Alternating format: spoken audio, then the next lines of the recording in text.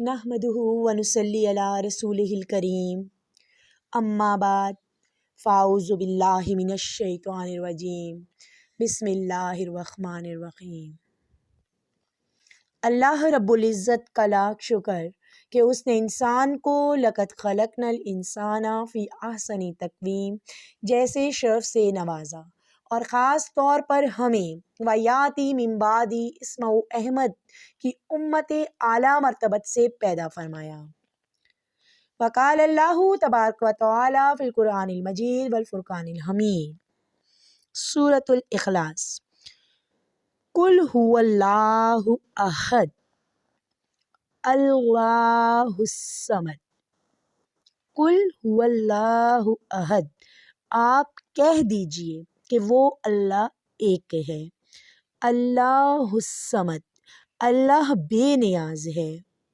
لم یلد ولم یولد، نہ اس سے کوئی پیدا ہوا نہ وہ کسی سے پیدا ہوا۔ ولم یکن لہ کفوا احد، اور نہ کوئی اس کا ہمسر ہے۔ یہ بہت مختصر سی صورت ہے مگر بڑی فضیلت کی حامل ہے۔ سوداگری نہیں، یہ عبادت خدا کی ہے۔ سوداگری نہیں، یہ عبادت خدا کی ہے۔ اے بے خبر جزا کی تمنا بھی چھوڑ دے۔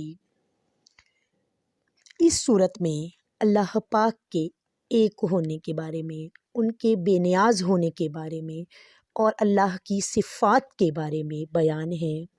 اس صورت کے شان نزول میں آتا ہے کہ مشرکین نے رسول اکرم صلی اللہ علیہ وآلہ وسلم سے کہا کہ اپنے رب کا نسب بیان کرو، جس کے جواب میں اس صورت کا نزول ہوا، جس میں اللہ تعالیٰ نے واضح طور پر صفات بیان فرما دی، یعنی کہ سب اس کے محتاج ہیں، وہ کسی کا محتاج نہیں، یعنی کہ نہ وہ کسی سے پیدا ہوا نہ اس سے کوئی پیدا ہوا، یعنی نہ اس سے کوئی چیز نکلی ہے نہ وہ کسی چیز سے نکلا ہے۔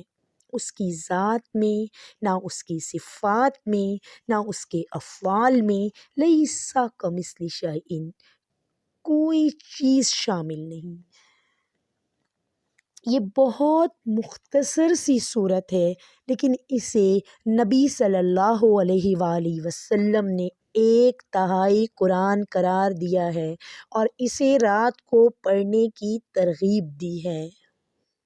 بخاری شریف میں اس حدیث کا ذکر آتا ہے۔ تو اس صورت کے پڑھنے کو اپنا معمول بنائیں اور اس سے پورا فائدہ حاصل کریں۔ یہ ہماری زندگی پر بہت ہی اچھے اثرات مرتب کرتی ہے۔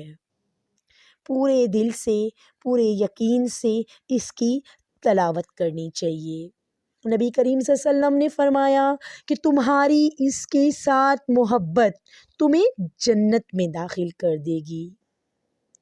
البخاری۔